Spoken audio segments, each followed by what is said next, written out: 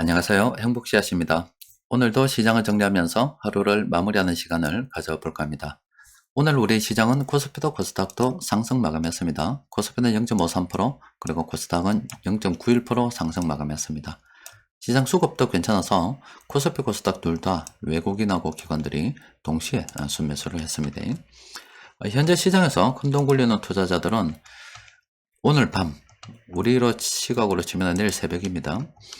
발표되는 1월 소비자 물가지수, 미국의 1월 소비자 물가지수 발표를 기다리고 있는데, 시장에서 예상하기로는 지난번보다 좀 낮게 나올 것이다, 이렇게 예상을 하고 있습니다. 그러니까 이것보다 좀 낮게 나와서 추세적으로는 예전 9.1%의 고점을 기준으로 해서 정점을 해서 쭉 이렇게 떨어진다 생각하고 있습니다. 또 그리고 이번에 비교되는 게 요건데, 다음번에는 더 높은 것과 비교가 됩니다. 그러면 우리가 쉽게 예상을 할 수가 있죠. 이 소비자 물가 지표가 미국에서 계속 발표가 될 때마다, 집계될 때마다 당분간은 좀 더 낮아질 것이다, 이렇게 예상을 할 수가 있습니다. 그러면은 물가가 잡혀간다는 그런 생각을 가질 수가 있고, 또 연준 같은 경우도 금리를 갖다가 계속 인상하겠다는 명분도 점점 줄어들게 되는 거죠. 또 다른 말로 하면은 시장에 돈이 늘어날 수 있는 이런 환경이 조성이 된다라고 보시면 되겠습니다. 그런데 시장에서는 사실 이미 답을 정해놓은 상태입니다. 시장 방향에 대한 답을 정했는데, 2021년 한 6월경부터 시작해서 전 세계 돈들이 이렇게 미국으로 향해 갔습니다. 그러다가 작년 10월, 11월경부터 시작해서 미국에서 돈이 다시 다른 나라로 이렇게 흘러 들어가고 있습니다. 돈의 방향이 바뀌었단 말입니다. 그 말은 미국의 투자자들이 그동안 이 해외 다른 국가들에서 달러가 미국으로 흘러 들어왔죠. 그럼 미국은 돈이 늘었어요. 인플레이션 압력도 커졌죠. 그러니까 금리 인상을 했을 거 아닙니까? 그런데 다른 나라 같은 경우는 돈이 빠져나가니까 이 환율에 외환시장에 문제가 생기잖아요. 그러니까 그 나라도 이렇게 돈을 주려는 역할을 했었습니다. 그래서 우리도 금리를 올렸습니다. 그러면 이 나라 입장에서 볼 때는 전체적인 돈이 줄어들어서 이렇게 자산 시장 가격도 하락을 했을 겁니다. 그러면 이게 굉장히 싸게 보이는 국가들이 전 세계 도처에 널려 있다 이 말입니다. 그러니까 미국 입장에서는 미국으로 달러가 많이 들어와 있죠. 들고서 다른 나라 또 쇼핑하러 지금 작년 10월 11일경부터 나갔다 이 말입니다. 나가가지고 여기 주식을 지금 계속 사고 있는 그런 상황입니다. 그렇게 되다 보니까 유럽 시장도 예전에 고점 이렇게 떨어졌다가 다 회복을 했고, 미국도 뭐 이런 상태이고, 그나마 우리 좀 늦게 되고 있는 우리 아시아 시장 같은 경우 우리나라도 이제 요만큼 회복되어서 앞으로 이렇게 상승 여지가 더 많은, 상대적으로 싸게 보이는 그런 상황입니다. 여튼 미국에서는 이렇게 작년 10월 11일경부터 뭐 시장에 대한 답을 딱 정해놨습니다. 정해놨기 때문에 그 이후에 연준에서 뭐 어떤 이야기를 하든 간에,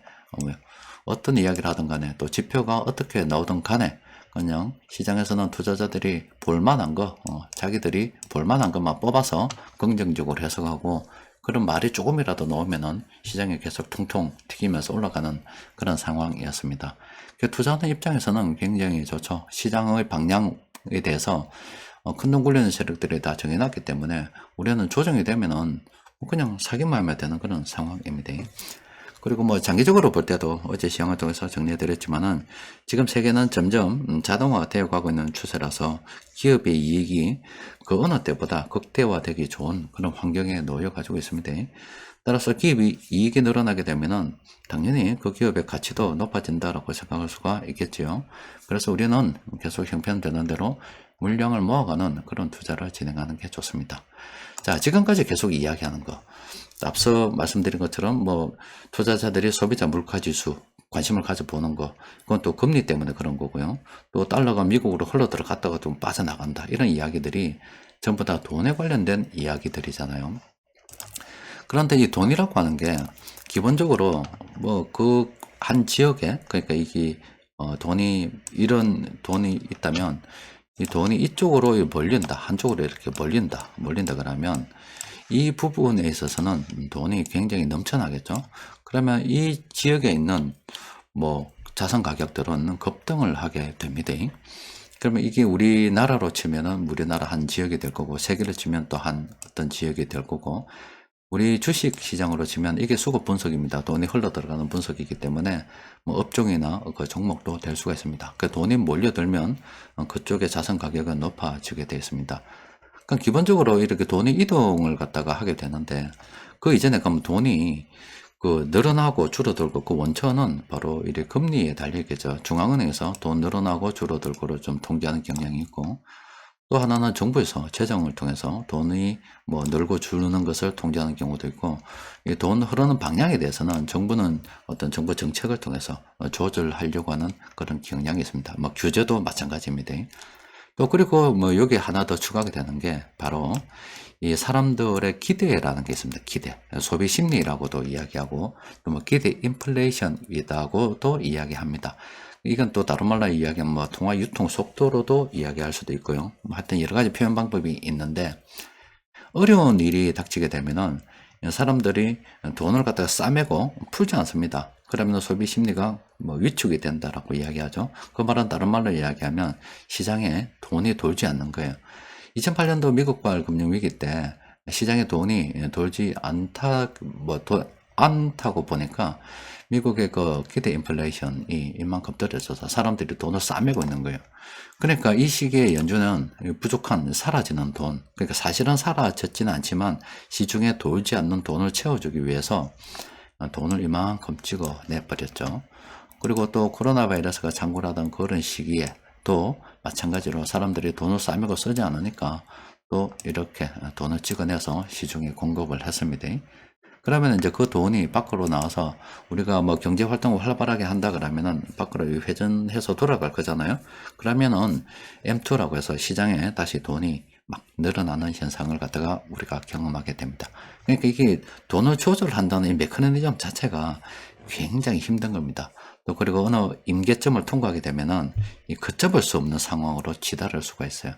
그래서 연준에서도 그런 상황을 경계하고자 금리를 갖다가 사전에 올려가지고 아니면 구두 개입으로 소비 심리를 갖다가 조작하기 위해서 노력을 하는 건데, 어쨌든 이 돈이라고 하는 것은 은행에서 많이 풀어야 되는 것도 있고요.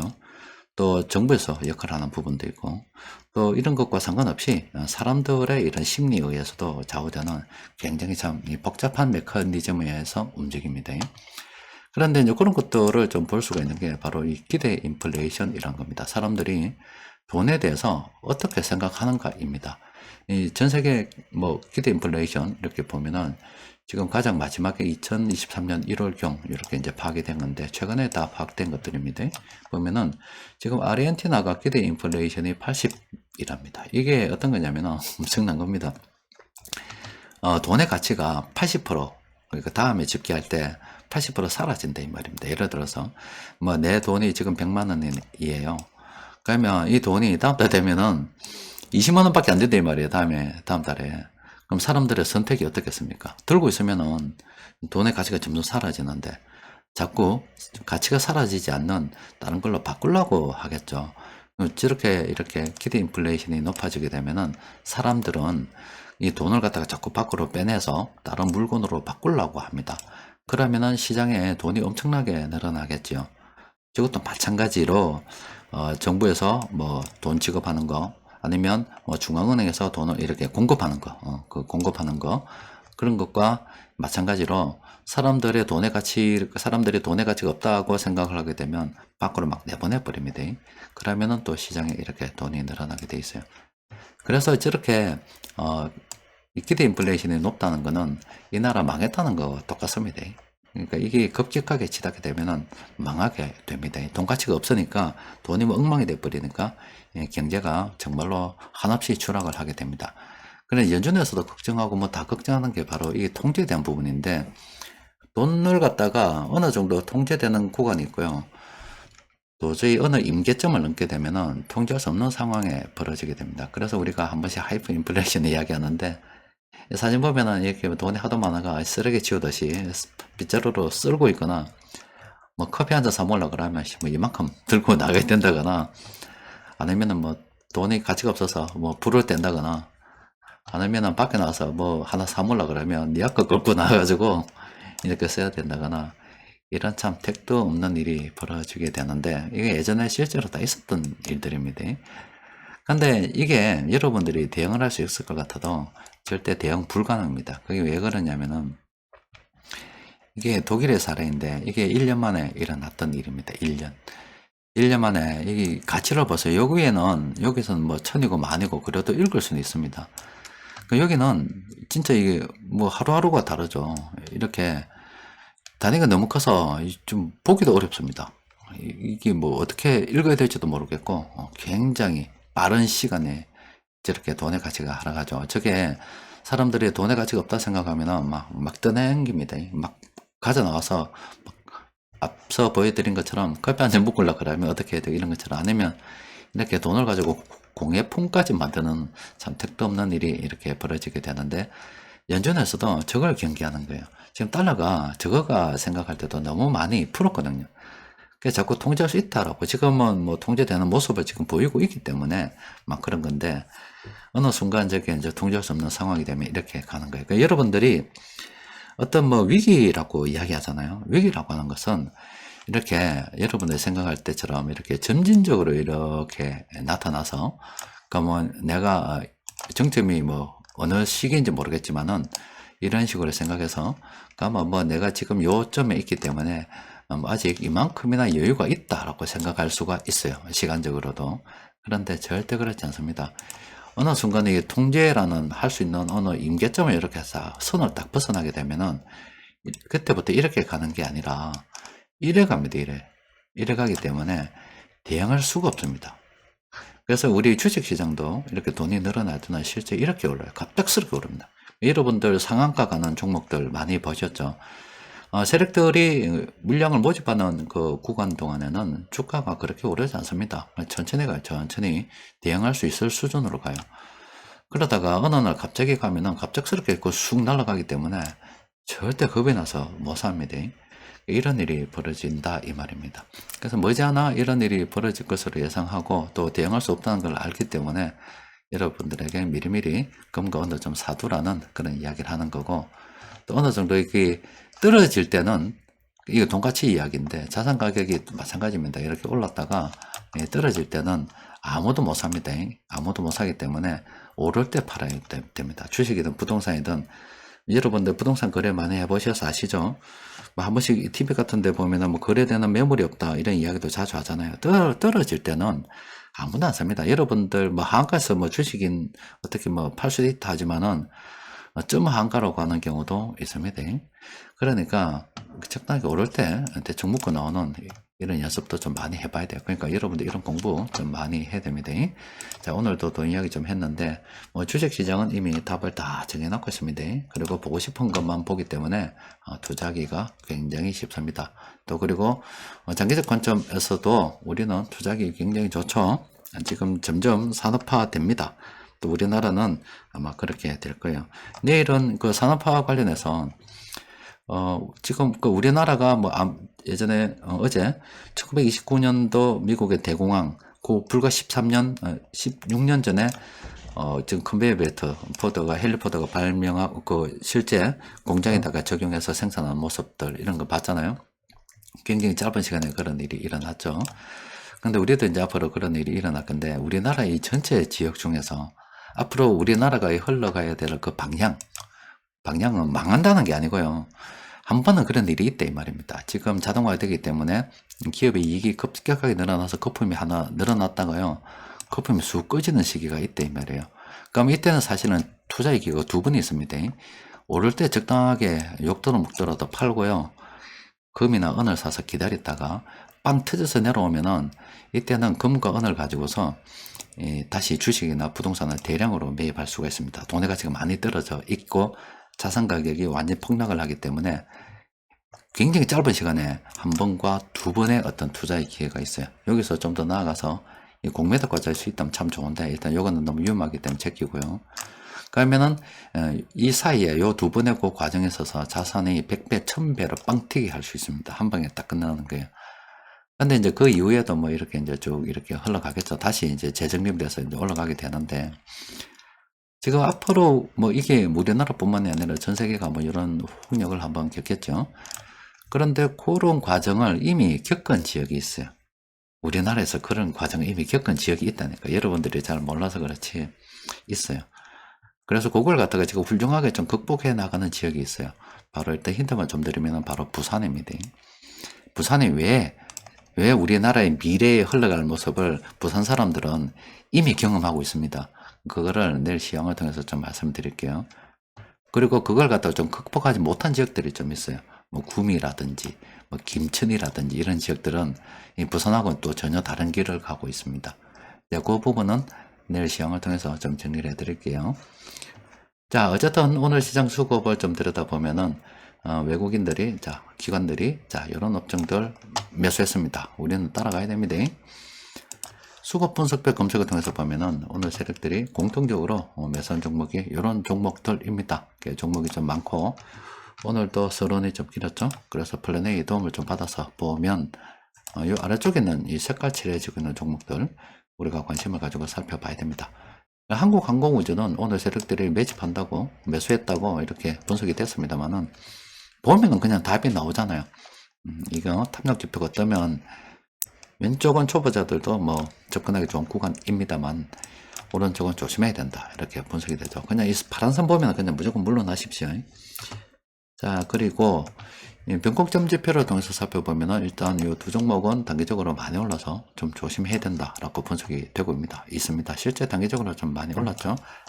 그런데 에이블 CNC 같은 경우는 이거는 단기 투자 병행 가능합니다. 지금 이제 딱 관심 종목으로 등록해 두고서 색깔 그리고 변곡점 지표 잘 두 가지 잘 조합하면 단기 투자 훌륭하게 해낼 수가 있겠죠.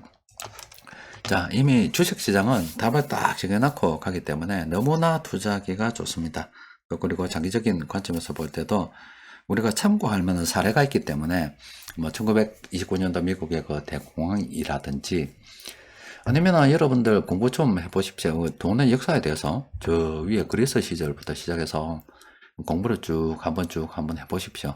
보다 보면은 돈이 휴지가 되었을 때 사람들은 어떻게 반응을 하는가, 그때 그런 지도자는 어떻게 되었는가, 또 그리고 그 휴지가 된 돈을 어떻게 정상화시켜가는 그 과정들이 있는가. 그 역사에 보면은 그 자료들이 엄청 많이 있습니다. 그런 거 보고서 계속 그런 게 몇천 년 동안 되풀이 되어 왔다고요. 그러면은 그 속에서 우리가 어떻게 대처해 나가고 투자에 대한 아이디어를 어떻게 잘 뽑아 나간다 그러면은 충분히 답이 있죠. 그러니까 지금은 뭐 공부 열심히 해서 되는 게 아닙니다. 그리고 앞으로도 지금 우리나라 말씀드렸습니다만은 우리나라는 그냥 가는 길이 딱 정해져 있습니다. 앞으로 로봇이 이렇게 많은 부분을 이렇게 대체하게 되면은 사람은 산업 현장에 있을 필요가 없어요. 여러분들 택배 물류 일을 분류하는데 이제는 사람들이 갈 필요가 없다니까 오히려 사람이 가면 방해됩니다. 그냥 기계가 하는 게 더 빠른 그런 현장들이 자꾸자꾸 더 많이 늘어나겠죠. 그럼 사람이 가는 데는 딱 정해져 있다니까요. 우리나라로 치면은 뭐 노인 인구가 늘어나기 때문에 노인 관련 서비스, 이 투자 쪽으로서는 그쪽으로 굉장히 유망하죠. 또 그리고 또 관광 관련해서 이쪽으로 이제 좀 유망할 수가 있습니다. 그런데 막상 일을 하는 입장에서는 유망하지 않습니다. 이쪽으로 들어가면 유망하지 않아요. 왜냐하면 노인 관련 그런 서비스들은 여러분들 그 100% 자부담을 하는 경우가 없잖아요. 정부 지원이 필요합니다. 정부 지원도 복지라고 해서 정부 지원이 들어가요. 그러면은 이 정부에서 돈 세금으로 준다 이 말이에요. 그럼 그쪽 종사자들이 월급이 많을 수가 있겠습니까?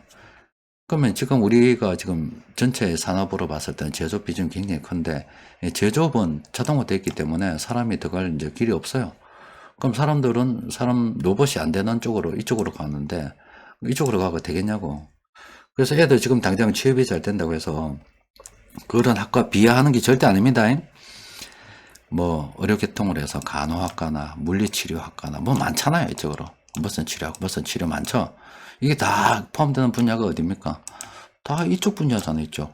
이쪽 분야가 되겠죠. 그럼 그쪽에 월급이 많겠냐고. 그러면 이제 가난해지겠죠. 사람들이 많이 가능해질 겁니다. 하여튼 이런 과정을 쭉 앞으로 이제 흘러가는 건데 이거를 읽는 게 더 빠릅니다. 이걸 읽어야 돼요. 자꾸 읽어 나가고 앞서 말씀드린 것처럼 투자도 돈이 늘어나는 시기, 줄어나는 시기 이거 두 가지를 잘 이용하면은 늘어나는 시기에는 이 적당한 욕도는 모두 괜찮아요. 적당히 끊어먹고 돈 딱 챙겨놨다가 딱 진짜 중요한 자산으로 바꿔놓고 떨어지지 않는 가치가 보존되는 자산으로 바꿔놓고 떨어졌을 때 다시 한번 더 가면은 곱하기가 됩니다. 여기서 10배를 먹었으면은요, 또 여기서 20배를 먹으면은요, 200배가 오릅니다. 200배. 요 단 두 번의 과정으로 그냥 돈이 1억 200억이 된다고요. 1000만 원이 10배 올랐어요. 그런데 그 10배 올랐던 게 다시 20배가 또 오르면 20억이 되겠죠. 굉장히 큰 돈이 됩니다. 이게 더 빨라요. 요거 두 번에서 몇 년간 쫙 설계를 잘해서 요것만 잘 하면, 그동안 돈 모았던 거 이렇게 쫙 하면, 그냥 요때 게임 딱 끝내고 그냥 인생을 해피하게 사는 거죠. 근데, 노동호를 통해서 열심히 고생해가지고 돈 번다 그러면은 불가능한 일이죠. 그러니까 요거 두 개 연구하는 게 더 빠릅니다. 자녀한테도 이거 공부시키세요. 뭐, 쎄 빠지게 독서실 가가지고 자격증 딴다고 공부하는 것보다는, 물론 직장 생활 하면서 뭔가 주식이나 자산 모아야 되기 때문에 직장은 다녀야 되겠죠. 하지만 생활을 유지하기 위해서 다니는 건데, 그렇게 쭉 살도록 안내하면 안 된다, 이 말이에요. 그런 걸 통해서 딱 기회를 엿보다가, 딱 엿보는 거 엿보다가, 자산을 한 번 바꾸고 두 번 딱 바꾸면 게임이 끝납니다. 그다음부터는 지 하고 싶은 거 하고 살아도 됩니다. 자, 오늘은 여기까지 정리하도록 하겠습니다. 이상입니다.